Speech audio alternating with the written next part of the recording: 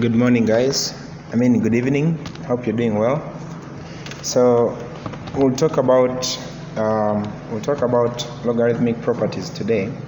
And for a lot of these things, you might say, how is that true, or how does that happen? Or what I'm trying to say is, I'm going to show you the properties or the rules, but I'm not going to tell you, I'm not going to prove them for you. And then at the end of the video, if you're interested, I can prove for you if how each of the properties turns out to be what it is. So starting with the very first one, logarithm of 1 base b, that is always equal to 0. The logarithm of 1 is always going to be equal to 0, because what you're asking yourself is, to what power do I raise b to get 1? To what power do you raise b to get 1? That power is 0, because b to the power 0 gives you 1. So the logarithm of b of 1, anything as long as it's a logarithm of 1, even if it's the natural logarithm of 1, that's going to be equal to 0. So the logarithm base 10 of 1, that's equal to 0. So that's our first property, that the logarithm of 1 is equal to 0. Second one, the logarithm of b base b, if the base and the power and this number of the logarithm are the same, that answer is going to be 1. Because again, going back to the definition, to what power do I raise b to get b? That power is 1, because b to the power 1 is equal to b, right? So you're asking yourself, to what power do I raise b to get b? That power is 1. So logarithm of bb, that's equal to 1. Logarithm of 1 is always going to equal 0. Yeah, that's what I just talked about. So the product rule, now I'm going to talk about this rule and how to use it, but if you're interested in how this comes to be or the proof of this rule, then I can talk about that at the end of the video. So the logarithm of m times n, every time you have a product, then that product turns into a sum, just like and this comes from the idea of addition of indices or exponents. So if you have logarithm of b m times n, then that's just going to become logarithm of b m plus logarithm of base b n, right? If you're multiplying in logarithms, you add the logarithms. I'll show you the proof at the end of the video. So if we try to use that rule to expand, remember, if I'm multiplying m times n, those two logarithms of whatever base I have, if the base is b, then that's just going to be logarithm of m plus logarithm of n, whatever the base. So using that here, I have logarithm of 3, and this is multiplying 30x times 3x plus 4. So since those are the two things being multiplied, this is going to be logarithm of 3 30x plus logarithm of base 3 3x plus 4. So this side is simplified completely, but this side is not, because I still have logarithm of 3, I still have 30 times x, so I can write that logarithm of 30 plus logarithm of x, and then plus this, which was already there, logarithm of 3 base 3 3x plus 4. So these are just properties of logarithms, or life hacks of logarithms, just things that always turn out to be true when you're dealing with logarithms. How does it help us to know them? When I see a logarithmic expression, instead of having to solve it from scratch, I can just use one of these properties. And this one is telling us that if you're multiplying two numbers inside the logarithm to any base, then that's just the same thing as logarithm of 4 plus logarithm of 2. And it turns out to be the same thing every time. So it's called a property of logarithms. So remember, if you're multiplying, you add the logarithms. If you're dividing, guess what? Subtract. Just kind of the same thing as indices in 9th grade.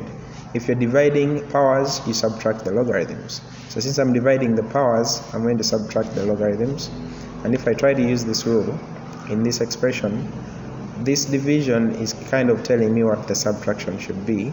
So this whole thing will be logarithm base 2 15x open brackets x minus 1 subtract logarithm base 2 3x plus 4 into 2 minus x. So this top thing, I hope you can see that it is a product on its own.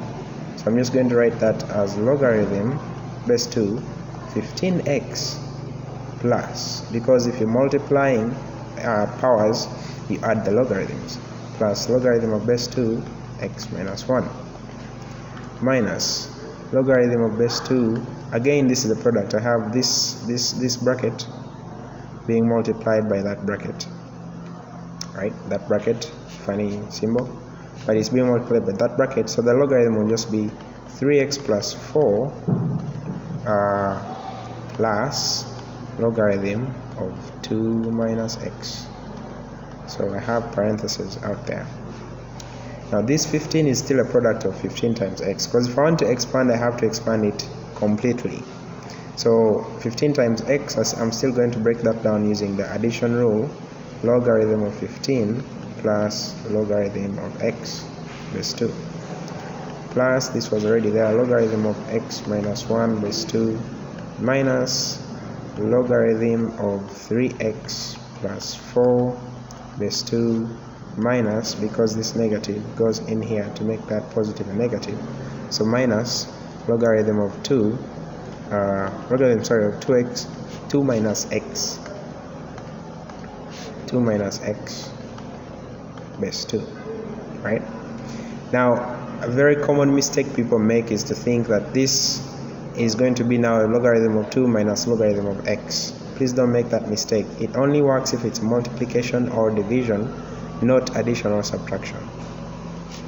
Let's look at another property, the power rule of logarithms. Like I said, I'll explain how I can prove this for you at the end of the video.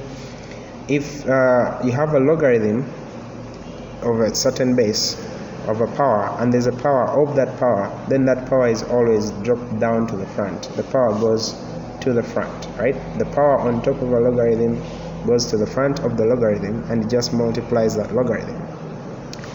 So kind of the same thing as if I have logarithm of 4 6 power 3, right? If I compute this on a calculator, it's the same thing as getting 3 and multiplying 3 by the logarithm of 6 to the base 4. Like I said, these are like life hacks for logarithms and all patterns that work every time. So that's why for this one, this pattern was discovered. It can be proved mathematically, which I'll show you if you're interested. And every time you have a power on top of a logarithm, it simply drops to the front. So that's the property. How do we use it? If I want to expand this logarithm x to the power 5 base 2, I have a power, I just drop it to the front, so it becomes 5 times the logarithm of x to the 5, times the logarithm of x base 2. Just as simple as that. If I want to write natural log x using the power rule for logarithms to a single logarithm with a leading coefficient of 1, since I have written 3 natural log of x, I know that that power came from here and dropped there. So if I want to write it the other way around, this will just be natural log of x to the power 3, because the power will come back here on top of the x. So it's just natural log of x to the power 3.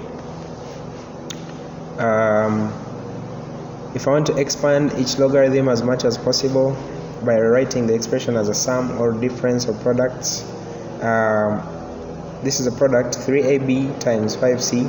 So since product means addition, it's going to be natural log 3ab plus natural log 5c. But still, I have products all over the place. I have product 3 times a times b, product 5 times c. So that's just going to be natural log of 3 plus natural log of a plus natural log of b plus natural log of 5 plus natural log of c. Why? Because they are all products. Okay, they're all products. So if I want, I can do it step by step and go one at a time. But I know that since it is a product, no matter how many things are being multiplied, that's the number of sums that I'll have. So it's just that. If I have logarithm of y to the power x base 2, then remember the power rule of logarithms, the power is going to drop down. So that's just going to be x times logarithm of y base 2. This one, it looks funny and you might get scared because it looks confusing, but the properties are very simple. This is a product, so I'm multiplying y times y out of 1 minus y square root. But remember, square root is just the same thing as power a half. So since I'm multiplying y times that, multiplying means addition, so that's going to be natural log y plus natural log y out of 1 minus y to the power of a half. Now the power rule of logarithms says that since I have a power, it drops to the front. So this power is going to drop to the front. So my whole expression is natural log y plus a half natural log y divided by 1 minus y. Since I want to expand this completely, I can see a quotient or a division, and in logarithms, when you're dividing, you subtract the logarithms. So my thing is going to become natural log y plus a half, open brackets, natural log y minus natural log 1 minus y, which gives me natural log y plus the half goes inside the half, natural log y minus half goes inside again, half natural log 1 minus y. And that's what you get. Moving on. Expand. Again, you can see a lot of these things and think they're difficult or it's too much, but just go step by step. Since you have a quotient, a negative 2 and b negative 4 times that, then start with that quotient. It's going to be this, logarithm of this minus the logarithm of that.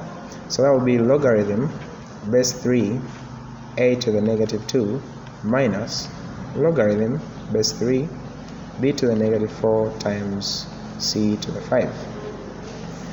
This power is going to drop down because it is, I'm using the power rule, so that's negative 2 logarithm base 3a. Now this is a quotient. I can't drop the powers before I split the quotient, right? I can't drop those powers. So let me first split the product. If I split the product, that is going to be logarithm base 3 b to the negative 4 plus, because multiplication is addition, logarithm base 3 c to the 5. Now I'll have negative 2 logarithm base 3a minus, now this power can drop down, right? Before the power drops down, we'll just do this slowly. Logarithm 3b to the negative 4. If you put this negative inside, it makes this a negative, so that's the negative logarithm base 3 c to the power 5. Now I can drop the powers. I can drop this power here, I can drop that power there. So I have negative 2 logarithm base 3a. This power is negative, this is a negative, so they will become positive. Logarithm base 3b minus, this power is positive, so that's negative logarithm base 3c. And that's as simplified as, that's as much as I can expand it, so I can leave it there. Moving on, condense each expression to a single logarithm using the property. So they're telling me I have natural log a minus natural log b minus natural log c, and they want me to condense it. I'm going to first factor the negative out, such that this is natural log b plus natural log c, right? So I have some addition. Since I know that addition comes from multiplication, then going backwards, this was natural log of d times c, right? And this is natural log of a. And I know subtraction means division, so that becomes natural log of a divided by dc. So I have condensed that whole expression using the properties of logarithms. If I want to condense this is all addition. I hope you can see it's all addition and it's all the same base. So honestly, I can just go ahead and say logarithm base 3 and then multiply everything. So just multiply 2 times a times 11 times b, right? Because it's already multiplied. I mean, it's all addition, so that means addition goes to multiplication. Logarithm base 3, if I simplify this, I have 2 times 11 is 22, and a times b is ab. If I want to condense this one, it's addition, so, but there's a power. Wait, was there a power here? No, okay. There's a power here, so that power will go to the top. This power will also go to the top of this, right? Before I do any condensing. So this is logarithm of x squared, and since there's no base, we know that it is the common logarithm, which is base 10. Logarithm x plus 1 to the power 3. Now I can condense it, because since it's addition, it means that that's multiplication. So that will go to logarithm x squared times x plus 1 cubed. For logarithm 7, I still want to condense this, so let's go. First thing is to move the powers over, right? So this is logarithm base 7 c to the power 4. Now this one, logarithm 7a divided by 3 is the same thing as writing 1/3 of logarithm base 7 power a. And this is also the same thing as writing 1/3 logarithm base 7 of b. So if I look at it like this, then these fractions are also just powers, because a power can be a fraction. So those will also move over. So I'll have log base 7 c to the power 4 plus log base 7 a to the power 1/3. And I hope you remember that the power of 1/3 just means cube root. Log base 7b to the power 1/3. So I have logarithm, since they're all products, since it's addition, then it's just going to be all products, and the base is the same. All of these properties only work if the bases are the same. So if the bases are not the same, if for example I had log 7 plus logarithm of base 3, I can't multiply what's here, right? Just clarifying that. They only work if the bases are the same. So since it is a addition, this came from a product of c to the power 4 times a to the power 1/3 times b to the power 1/3. If you can leave it as this, but if you want to be fancy, you can say this is the same thing as c to the power 4 times ab to the power 1/3. And if you want to even be fancier, then you can say this is 7c to the power 4 and the cube root of ab, if you want to look sophisticated to your friends. Alright, change of base. This is another property of logarithms. The logarithm of m to the base b, you can introduce another base, or you can change the base of the logarithm by introducing another base n. That would be just the same thing as getting logarithm of m base n divided by logarithm of b base n. So from this, if I introduce another base, right, that base will go to the m, and that base will also go to the b. That's just a property of logarithms. Like I said, they are like hacks or shortcuts of logarithms which always work and therefore are called properties. This is the same thing with natural logs. Logarithm of b, because I'm introducing a base, a different base, then that base can also be the natural base. So it can also be natural log m divided by natural log b. Alright, if I'm trying to change the base of this and I want to evaluate this expression, I can introduce a base, which is the common base, which can be the natural base. So I can introduce natural log, that will be natural log 65 divided by natural log 8. Then on my calculator, I'll just work out natural log 65 divided by natural log 8. You guys try that. This one, same thing, I can introduce the natural log 15 over 2. Remember, you introduce a natural log to the power, and you also introduce a natural log to the base. So if I do that on my calculator, I'll be able to figure out what the value of that is. And yeah, this is going to be a homework. I will go over this again in class tomorrow, just in case you have questions, and I'm going to make and post another video on the proof for those properties for those of you that are interested. All right, have a good evening.